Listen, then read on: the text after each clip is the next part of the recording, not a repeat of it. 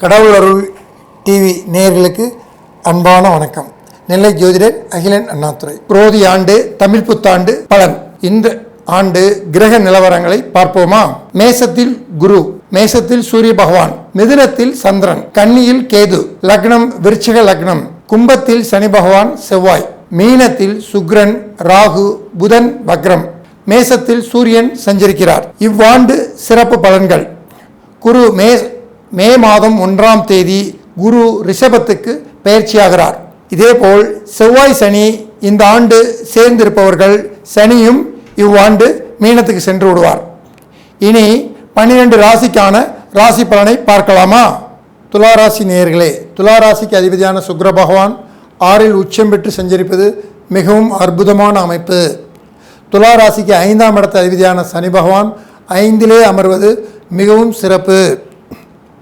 துலாம் ராசிக்கு 9ஆம் இடத்து அதிபதியான புத பகவான் துளாராசிக்கு 6ஆம் இடத்தில் வக்ரம் பெற்று சஞ்சரிக்கிறார். 9 குடையவர் நீசபங்க ராஜயோகத்தில் அமர்ந்துள்ளார். துளாராசியை கோச்சார குரு மேசத்தில் இருந்து 7ஆம் பார்வையாக பார்க்கிறார். இந்த ஆண்டு மலரும் பொழுதே உங்கள் ராசியை குரு பகவான் பார்வை விழுவதால் மிகவும் அற்புதமான ஆண்டு. துளாராசி நேயர்களுக்கு இதுவரை இருந்த தடை அனைத்தும் அகலும். 7ஆம் இடத்தில் குரு அமர்வதால் இதுவரை தடைப்பட்ட திருமணம் இனி இந்த ஆண்டு சிறப்பாக நடக்கும். பொதுவாகவே 7ல் குரு அமர்ந்தால் திருமணம் தள்ளி போகும், அதுக்கப்புறம் திருமணம் தாமதமாகும் அப்படிம்பாங்க.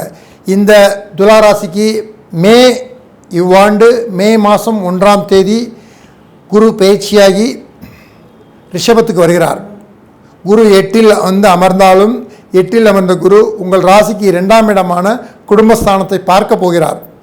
அப்போது இதுவரை திருமணம் ஆகாதவங்க, துளாராசிக்காரங்க, திருமணத்துக்காக வெயிட் பண்ணிகிட்டு இருந்தவங்க, பொண்ணு அமையலை, மாப்பிள்ளை அமையலை, எவ்வளவோ இடம் போயிட்டேன் சார் அப்படின்னு ரொம்ப சலிக்கிறவங்க, இவ்வாண்டு முயற்சி செய்தால் நீங்கள் எதிர்பார்க்கும் அனைத்து சிறப்புகளுடன் கூடிய வரன்கள் அமையும்.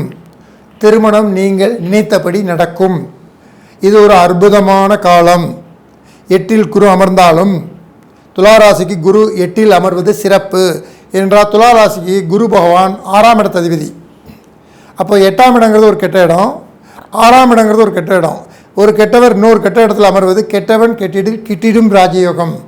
அப்போ இந்த அமைப்பில் 8லிருந்து மீண்டும் சொல்கிறேன், 8ஆம் இடம் அவர் அமர்ந்தாலும் அந்த 8ஆம் இடம் வியாழ வட்டத்தில் கோச்சார அமர்கிறார். மேசத்திலிருந்து ரிஷபத்துக்கு அமரக்கூடிய குரு வியாழ வட்டத்தில் அமர்வதால் இங்கே 8ஆம் இட பலனே உங்களுக்கு சுப பலனாக மாறிவிடும். வியாழ வட்டம் என்பது சிம்மம், தனுசு, மீனம், ரிஷபம். இப்போ இந்த 4 இடத்துல கோச்சாரத்தில் குரு எப்போ வந்தாலும் சரி, அதற்கு பேர் வியாழ வட்டம். அப்போ உங்கள் ராசிக்கு 8ஆம் இடத்தில் அமர்ந்தாலும் 8ஆம் இடம் அது சுபஸ்தானமாக வியாழவட்டமாக அமர்வதால் 8ஆம் இடம்னா என்ன சொல்கிறோம்? தடை, தாமதம், அவமானம்னு சொல்கிறோம். ஆனால் அதே 8ஆம் இடத்தை என்ன சொல்கிறோம்? யோகம், அதிர்ஷ்டம் அப்படின்னு சொல்கிறோம். அப்போ இந்த இடத்துல வியாழவட்டத்தில் 8ஆம் இடத்துல குரு அமர்வதால் உங்களுக்கு இந்த அசுபஸ்தானத்தையே சுபஸ்தானமாக்கி கொடுத்துருவார் குரு பகவான். அதனால் மிகவும் அற்புதமான அமைப்பு. திருமணம் ஆகாதவர்களுக்கும் கண்டிப்பாக திருமணம் நடக்கும். இவ்வாண்டு சரியான முறையில் நீங்கள் அதுக்குண்டான முயற்சி செய்தால் கண்டிப்பாக இவ்வாண்டு மேலும் குட்டிவிடலாம். அதேபோல் 2ஆம் இடம் துளாராசிக்கு 2ஆம் இடத்திலேயே இவ்வாண்டு லக்னம் இருப்பதால் மிகவும் அற்புதமான அமைப்பு. துளாராசிக்கு அதிர்ஷ்ட தெய்வம். துளாராசிக்கு 9ஆம் இடம் மிதுனம். அப்போ துளாராசிக்கு 9ஆம் இடத்து அதிபதி புதன் உத்திரட்டாதி நட்சத்திரத்தில் சஞ்சரிக்கிறார். அப்போ 9ஆம் இடத்து அதிபதி உத்திரட்டாதியில் சஞ்சரிக்கிறார்னா, உத்திரட்டாதினா சனி பகவான். அப்போ சனினா பெருமாள், ஐயப்பன், காவல் தெய்வங்கள். அப்போ துளாராசிக்காரர்கள் எந்த ஒரு முயற்சியும் நீங்கள் காவல் தெய்வத்தை வழிபாடு செய்து அனைத்து காரியங்களும் வெற்றியாக்கி கொள்ளலாம். துளாராசிக்கு இது ஒரு அற்புதமான வாய்ப்பு. நன்றி.